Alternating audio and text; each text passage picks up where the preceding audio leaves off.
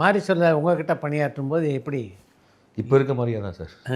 அவன் கண்ணில் ஒன்று மின்னிட்டே இருக்கும் சார். அவன் பயங்கர ஆசையும் வேகமும் உள்ள ஒருத்தர் சார். பாரதிராஜா சாருக்கு அப்புறம் ரொம்ப வேகமாக வேலை பார்க்குற டைரக்டர் மாதிரி சொல்லுவேன்.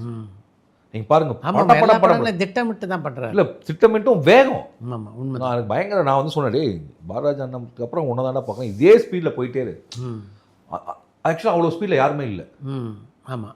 அதே மாதிரி சார் இந்த கிராமங்களில் படம் எடுக்கிற விதம் இருக்குல்ல, கதாபாத்திரங்கள், அது 2 பேர்த்தையும் சிமிலாரிட்டி, அவங்க 2 பேர்த்தையும் நிறைய சிமிலாரிட்டி இருக்கும் சார். நான் திரும்ப சொல்லுவேன், சஸ்மி அவரை பார்க்குற மாதிரி இருக்கும் இவரை பார்த்தா. நான் சொல்கிறது அந்த திரும்புகிற விதம், அதை சொல்கிறது, அந்த கான்ஃபிடன்ஸு. அவரும் டான்ஸ் ஆடுவார், இவனும் டான்ஸ் ஆடுவான். டான்ஸை அவரும் டான்ஸ் ஆட சொல்லி, இவனும் டான்ஸ் ஆட சொல்லி கொடுப்பான். ஸோ அந்த 2 ராஜாக்கள் சார், 2 பேரும் கிராமத்துலேருந்து கிளம்பி வந்து, வெவ்வேறு கிராமத்துலேருந்து கிளம்பி வந்து, லைக் நான் பாரதிராஜா சார் யங்காக இருந்தது பார்த்தது இல்லை. மேபி அவர் யங்காக கூட இருந்த ஒருத்தர் அவர்னு சொல்லலாம். நான் சொல்கிறது க்ரியேட்டிவாக, the way they express themselves, how strong, அவங்க ஊர் மேலே, அவங்க ஊரை கொண்டு வர்ற விதம் இருக்குல்ல சார்.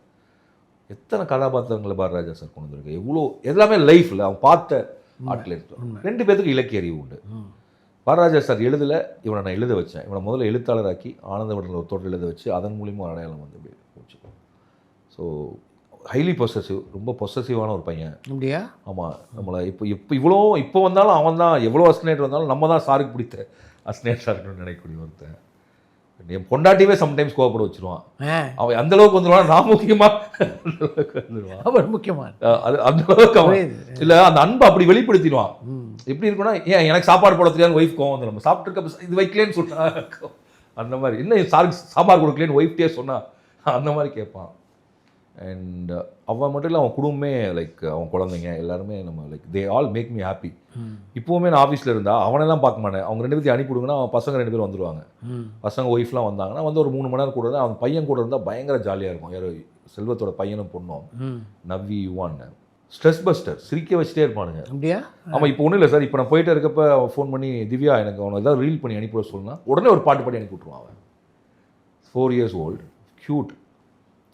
ஸோ இப்போ நீங்கள் இது நீங்கள் டைரக்டர் அசிஸ்டன்ட் டைரக்டர் மட்டும் இல்லை சார், இது வந்து ஒரு மீறிய பாண்டு தான் அது. அதனால் லைக் அது ஒரு சினிமாவில் தான் இதெல்லாம் நடக்கும்னு நினைக்கிறேன் sir. You get interest to strangers and they become உங்களுடைய வீட்டில் லைஃபே ஆயிடுவாங்க.